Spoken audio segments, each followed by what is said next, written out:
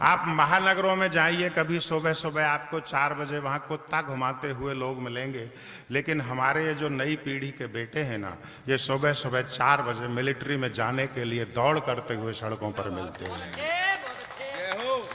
बहुत अंतर होता है सर। महानगरों में हम जाते हैं, वहाँ धन कविता सुनता है, लेकिन यहाँ मन कविता सुन रहा है। आप देखिए, आपका बेटा, आपका पड़ोसी, आपका भाई, कोई भी आदमी मिलिट्री में हो सकता है, मुझे पता है। जब वो महीने 2 महीने की छुट्टी काट करके आपका वो बेटा वापस जाए, उसके चेहरे को आप बड़े गौर से पढ़ना, उसको बोलना कुछ मत, उसके चेहरे को देखना केवल, वो क्या क्या चीजें आप लोगों के भरोसे छोड़ करके चला जाता है। क्यों हमारा फर्ज है कि हम उन वीर सैनिकों की बात करें, क्योंकि वो यूं ही नहीं जाते, आपके भरोसे क्या क्या चीज छोड़ करके चले जाते हैं। 4 पंक्तियां कहता हूं, आप तक पहुंच जाएं तो उन वीर सैनिकों के सम्मान में आकाश भर तालियां बजा देना कि किसी गजरे की खुशबू को महकता छोड़ आया हूं। वो क्या क्या चीजें छोड़ के चला जाता है।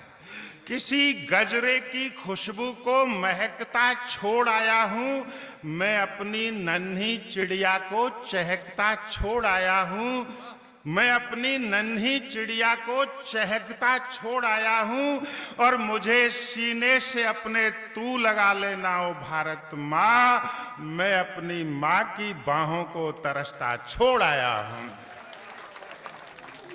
तब कहीं हमारा फर्ज होता है उन वीर जवानों के सम्मान में कुछ बात करें। और ऐसा ही एक आपका लाडला बेटा, जिसने आज इन सारे कवियों को आपके आंगन में बुलाया है, पता नहीं किस किस तरह से उसने ये व्यवस्था की है। ये इतने बड़े बड़े महंगे कवि हैं, मुझे आश्चर्य हुआ कि ओमपाल सिंह जी आ रहे हैं साहब, पूर्व सांसद महोदय। ये पवित्र भूमि है, भरतपुर महाराजाओं की जन्मस्थली इनके मन में है। तो आपका लाडला बेटा जो उन्हीं सैनिकों की बात करता है, उन्हीं शहीदों की बात करता है, भाई सुरेश फौजदार जिगर, आप जोरदार तालियां बजा करके उसे आदेशित करें। मैं निमंत्रण देता हूं, भाई सुरेश फौजदार आएं और काव्य पाठ शुरू करें। एक बार पूरा सदन को, बहुत छोटी तालियों से काम नहीं चलता है सर, पूरा सदन आकाश भर तालियां उठाए। सुरेश फौजदार। बहुत बहुत धन्यवाद भाई सुरेंद्र जी। पुनः माँ वीणा पाणी को नमन करता हूँ, भारत माता को नमन करता हूँ, देश के जांबाज शहीदों को नमन करता हूँ। वीरभूमि राजस्थान के पूर्वी सिंहद्वार अजय लोहागढ़ रियासत के लोहागढ़ राज परिवार के पैतृक गांव सिंसिनी की इस पावन मिट्टी को नमन करता हूँ। सिद्ध बाबा के चरणों में कोटि कोटि नमन करता हूँ। आज के जो मेरे विशेष अनुरोध पर यहाँ पर पधारे ऐसे सम्मानित मंच को प्रणाम करता हूँ, और मेरे सम्मुख उपस्थित लोहागढ़ की 36 कौम की सरदारी को राम राम साहब। मैं नमन कर लेना चाहता हूँ इस मिट्टी को, इस पावन मिट्टी की गोदी में हम बैठे हैं।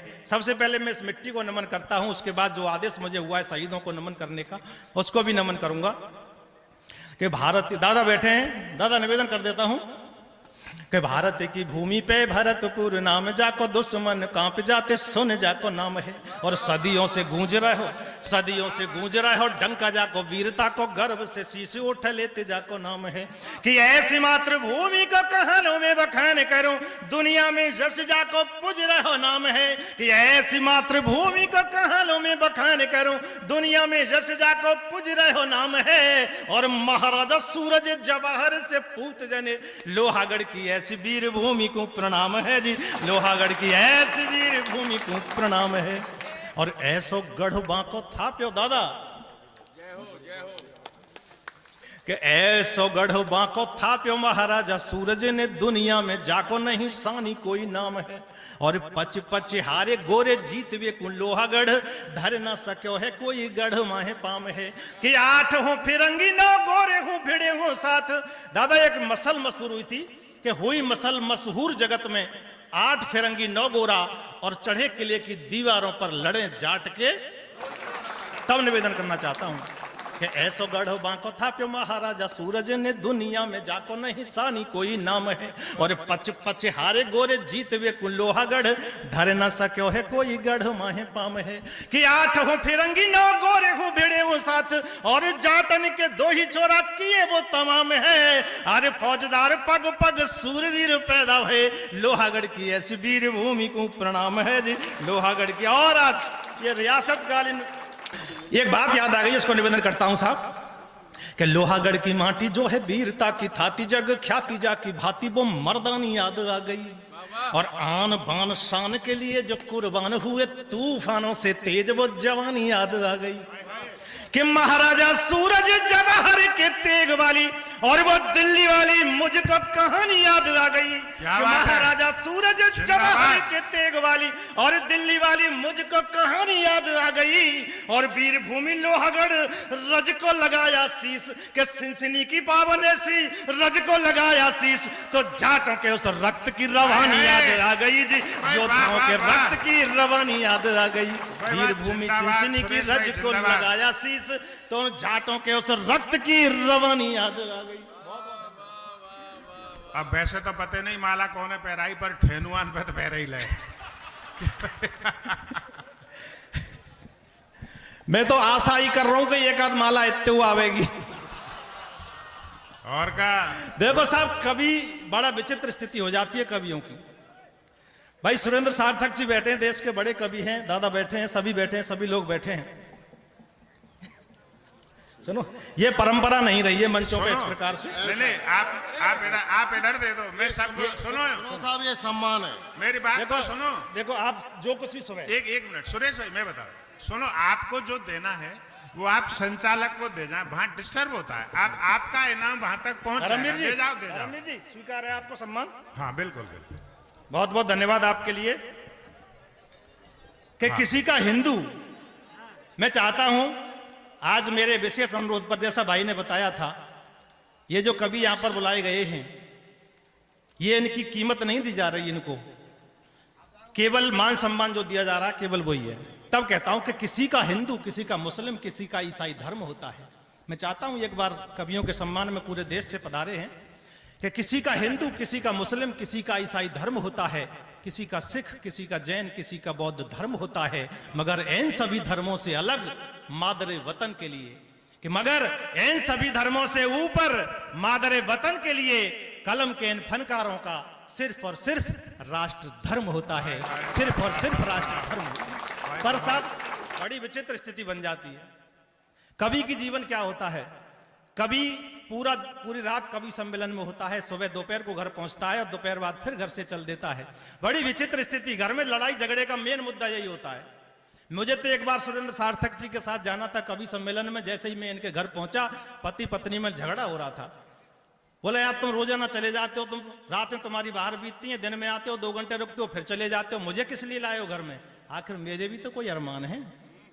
और कस के 4 पंक्तियां इनकी घरवाली ने कही साहब, वो पंक्तियां मुझे आज भी याद है, उनको पढ़ रहा हूं। एरे सैया पढ़ू पैया बात तो बता दे, वो कुछ न बतरावे गल पैया डारे डारे के।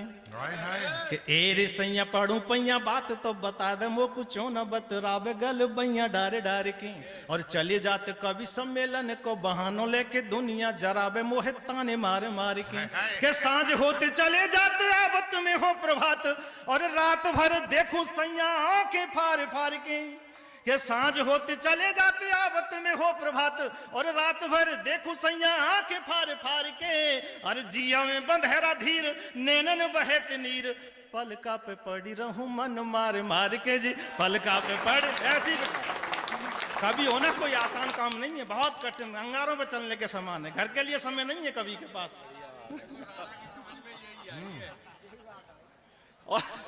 और एक दिन तो साहब गजब हो गया, मुझे एक बार ऐसी परिस्थिति में और पहुंचा इनके घर पर। अब वो अगली पंक्तियां मेरी नहीं है, इनकी घरवाली की हैं साहब, मुझे दोष मत देना। क्या बोली हैं कि फूटी गए मामो भाग्य कवि, मैं एक व्यथा बता रहा हूं कवि की पीड़ा क्या होती है।